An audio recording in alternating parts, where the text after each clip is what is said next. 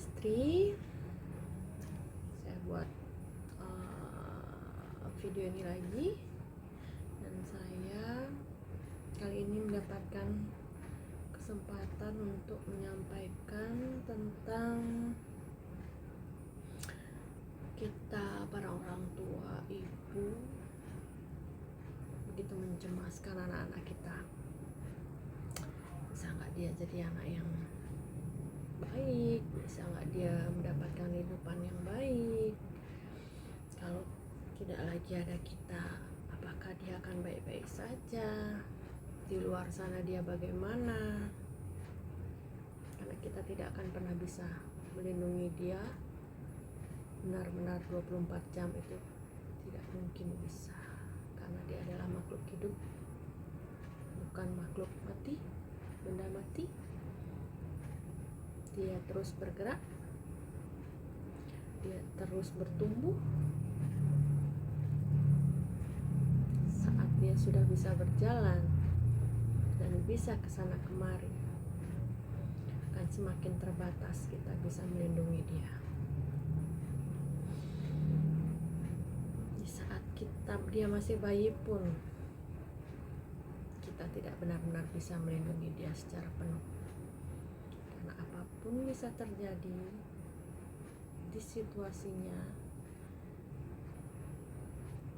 sehingga kita tidak bisa melindungi dia benar-benar penuh. Apa yang bisa kita lakukan? Kita harus apa? Kita hanya bisa berserah kepada Sang Pencipta, Sang Pemilik semuanya, termasuk diri kita sendiri, pemilik anak-anak kita, pemilik suami kita, pemilik orang tua kita, pemilik semuanya, alam semesta raya ini. Kita hanya wayangnya yang digerakkan. Kita hanya bisa menjalani apa yang diberikan, ditakdirkan, menyelesaikan karma kita di bumi ini, termasuk anak-anak kita. Keterikatan karma dengan anak-anak, keterikatan perasaan terhadap anak-anak, terutama anak-anak kita terutama, itu sangat berat untuk tidak terikat. Kita akan sangat berusaha begitu keras membuat mereka kita anggap aman, melindungi mereka, memberikan mereka yang terbaik menurut sudut pandang kita saat itu. Segala cara akan kita lakukan, tapi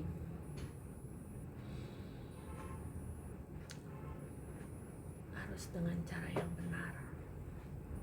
Kita tidak bisa memikirkan apa yang kita anggap benar itu untuk saat ini saja. Kebenaran tidak sesempit itu.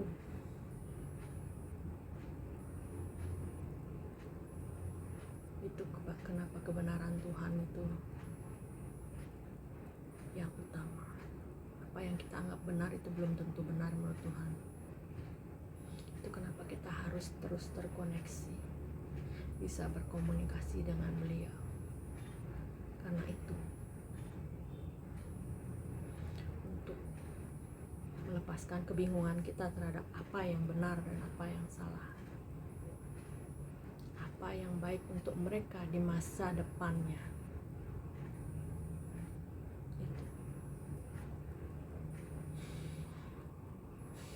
Itu kita pada saat mendidik anak kita, karena takut dengan dunia luar yang segala macam ini, sehingga keluar pun kita takut sendiri. Misalnya keluar dari gerbang dia takut, di sekolah bagaimana, ini bagaimana, kalau segala macam kita pikir, sehingga kita berpikir mengajarkan anak dengan menanamkan ketakutan, menanamkan kebencian terhadap lingkungannya yang kita tidak cocok, yang kita anggap tidak baik. Itu salah. Walaupun dengan cara itu kita akan mendapatkan keinstanan terhadap anak kita. Kita takut-takuti dia, jangan keluar, nanti ada yang culik, jangan keluar, nanti bahaya, ada yang orang yang begini, orang yang begitu. Jangan terima makanan ya dari ini, dari itu, nanti bisa diracun, bisa ini, bisa itu. Banyak orang tua yang berpikir sedangkal itu untuk mendapatkan sesuatu yang instan agar anaknya patuh dan cepat paham, sehingga dia tidak akan menerima makanan dari siapapun yang dianggap tidak baik, ataupun di luar sana banyak orang yang dianggap tidak baik, ataupun cara didiknya yang seperti apa, dilarang ke sana, dilarang ke sini, karena dia menganggap di luar sana banyak orang jahat, orang yang tidak dia percayai. Itu wajar, tapi tidak wajar caranya dengan menakut-nakuti dan menanamkan kebencian. Itu sudah berlebihan. Karena pola didik dengan menanamkan ketakutan dan kebencian itu akan berakibat buruk di masa depan. Dia akan takut mengenal orang baru. Insecure-nya dia akan sangat tinggi. Itu akan menghambat hubungannya dia. Dia akan rasa tidak percaya, rasa curiganya begitu berlebih. Curiga dengan siaga beda ya. Bedakan antara kecurigaan berlebih dengan siaga. Curiga boleh, siaga boleh, tidak berlebih.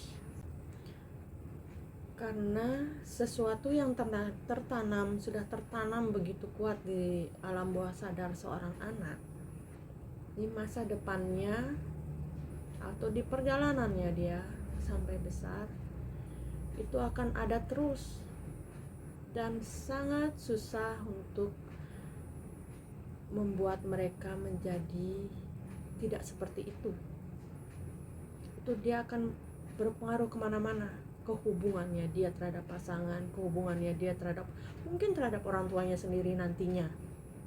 Begitu banyak kecurigaan. Hubungannya dia terhadap orang tua, mertuanya, keluarga barunya di rumah suami. Ketakutannya dia nanti terhadap anak-anaknya dia sendiri, terhadap rekan bisnisnya, di lingkungan kerjanya, masyarakat, kemana-mana akibatnya. Itu sangat buruk. Itu kasih sayang yang salah yang kita berikan kepada anak-anak kita kalau caranya seperti itu. Tolong cintai anak-anak kita dengan cara yang benar. Wajib kita orang tua untuk selalu mengupdate pengetahuan kita tentang seperti apa parenting yang benar, mana batasannya, apa yang boleh dan tidak boleh kita tanamkan. Kenapa seperti itu harus kita pahami juga, agar kita benar-benar paham apa yang harus kita perbuat. Memang begitu sulit, memang begitu dilema sekali untuk itu, karena menanamkan sesuatu yang benar dengan cara yang benar ke anak-anak, apalagi balita, apalagi anak-anak yang masih bayi lah gitu, 1 tahun 2 tahun, balita, SD, itu bertahap kan pemahamannya dia, tidak ada yang instan. Nggak bisa diomongin 100 kali, 5 kali. Itu akan berulang terus, karena proses belajarnya anak tuh beda-beda. Setiap anak tuh beda-beda juga. Kita nggak bisa maksa dia harus mengerti saat ini. Dikasih tahu 2 kali, 3 kali, 4 kali, 5 kali, 6 kali itu harus dia pahami, harus dia ikuti. Nggak begitu kenyataannya. Kalau mau dia dapat hasil yang instan, ya begitu caranya, dengan menanamkan hal itu sehingga dia takut, sehingga dia merasa takut. Rasa takut itu emang instan, jadi tertanam langsung dia di sana. Cuman tertanamnya ya jadi begitu hasilnya, nanem aja dia sampai gede dia begitu. Itu mengerikan. Lalu apa pilihannya? Mau seperti itu? Mau pelan-pelan aja? Nah, dilemanya lagi, kalau kita tinggal di rumah keluarga, rumah bersama, yang ada keluarga yang lainnya, yang mungkin mereka pola didiknya berbeda, pemahamannya berbeda, dianggap pola didiknya dia yang benar dan menganggap pola didik orang lain salah, sehingga dia tidak nyambung gitu. Di situ yang dilemanya di situ. Ya, kuat-kuat mentalnya kita aja untuk memahami yang mana yang benar dan yang mana yang salah. Untuk mengetahui itu ya dengan selalu terhubung dengan Sang Yang Widi, dengan Tuhan. Meminta kepada beliau kekuatan untuk keteguhan hati, kekuatan untuk bisa menjalani ini dengan baik, kekuatan untuk beliau bisa melindungi anak-anak kita. Minta bantuan, minta petunjuk, minta perlindungan hanya pada beliau untuk menjaga anak-anak kita, menjaga diri kita, jaga lingkungan kita tetap positif. Hanya pada beliau. Kita tidak bisa mengikat segala hal, kita tidak bisa melindungi semuanya, kita tidak bisa berbuat yang di luar kemampuan kita, sangat banyak keterbatasan kita. Hanya pada beliau kita berserah dan meminta perlindungan. Saat kita sudah seperti itu, Tuhan akan turun. Saat kita ikhlas dan berserah pada beliau atas apa yang terjadi pada diri kita, pada anak kita, keluarga kita, beliau akan hadir di sana, menjaga di segala situasinya. Pada saat anak saya umur 4 tahun itu, saya pernah keluar dari gerbang 4 tahun 3 tahun itu, pada saat saya lagi di bersembahyang, anak saya keluar gerbang sendiri dan dia sempat nggak tahu rumahnya di mana setelah keluar gerbang, dan dia belum hafal nama saya, orang tuanya, padahal tidak jauh jaraknya dari rumah saya. Dia ditemukan. Dengan jalan Tuhan semuanya akan terlindungi, terjaga, dan dia akan kembali lagi. Akan ada tangan-tangan Tuhan, akan ada perlindungan yang begitu mukjizatnya beliau. Tidak ada logikanya, ada aja perlindungannya. Kita hanya perlu berserah, percaya semuanya, melakukan yang terbaik yang kita mampu. Itu gunanya terkoneksi. Itu kenapa kita perlu selalu terkoneksi, untuk memahami hal-hal seperti itu. Sederhana tapi sangat penting pemahaman seperti itu.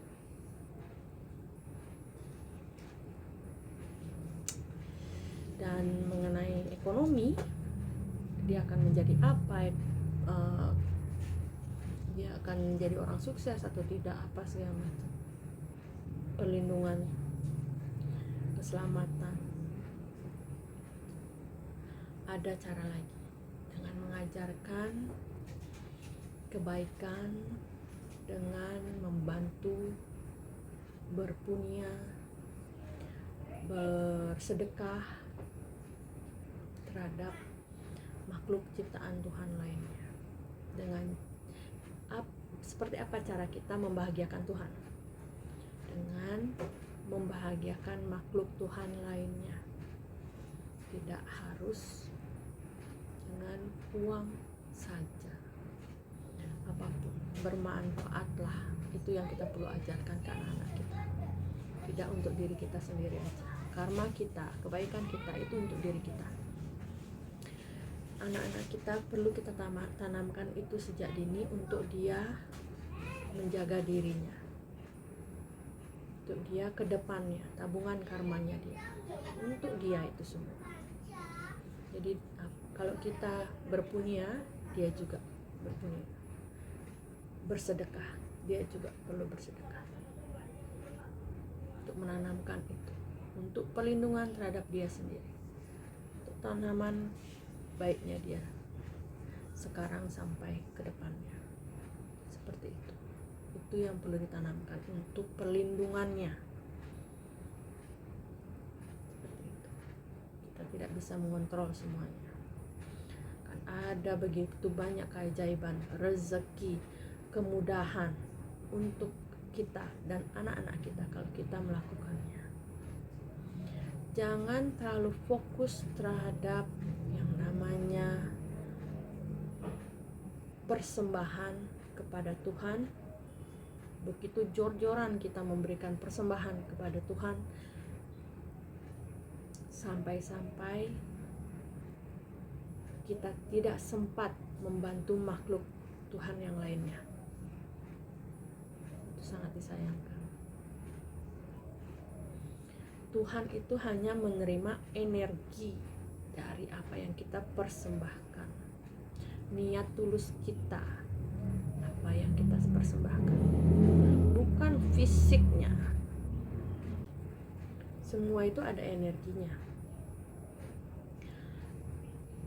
Cuman energi yang dari kitanya sendiri, yang sebagai orang yang mempersembahkan itu yang diutamakan. Kalau energi kita besar, ikhlas, tulus, itu akan baik. Itulah yang akan diterima Tuhan.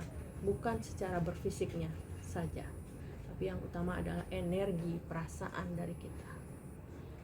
Sedangkan dengan membantu orang lain, makhluk hidup lainnya, tumbuh-tumbuhan, melindungi tumbuh-tumbuhan, memperbanyak tumbuh-tumbuhan sehingga melindungi alam semesta ini, membantu hewan-hewan lainnya, membantu makhluk hidup lainnya. Misalnya bersedekah, memberikan pakaian, makanan, minuman, atau bantuan apapun secara fisik. Kita membantu dia secara fisik, menyeberangkan dia di jalan, orang tua yang mungkin keterbatasan bergerak atau apa sih, membantu apapun. Itu yang diutamakan sebenarnya, membantu makhluk hidup ciptaan Tuhan lainnya.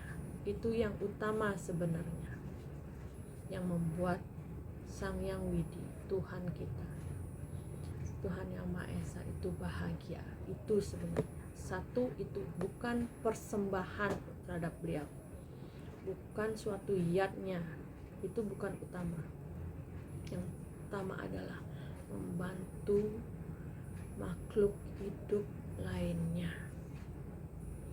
Persembahan itu adalah suatu bentuk keikhlasan kita, wujud terima kasih kita kepada Sang Pencipta atas apa yang diberikan pada kita, karunia apa yang diberikan pada kita, sehingga kita berterima kasih.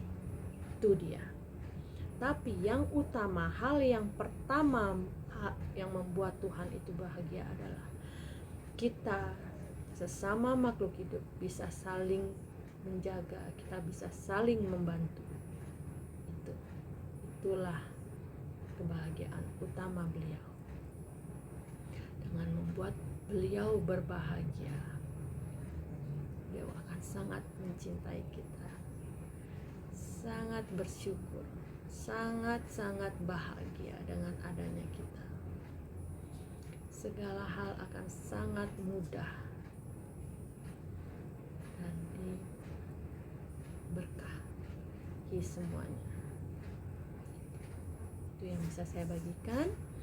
Kita hanya bisa menanamkan itu kepada anak-anak kita. Kita memilih apa yang terbaik untuk anak-anak kita, apa yang kita tanamkan ke anak-anak kita untuk masa depannya.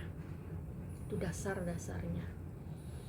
Sisanya kita kembangkan, kita modifikasi, menyesuaikan dari perkembangan zamannya sekarang. Ya, mari kita bersama-sama bertumbuh, belajar, sharing-sharing untuk kita sama-sama belajar dari pengalaman kita masing-masing. Oke, bye.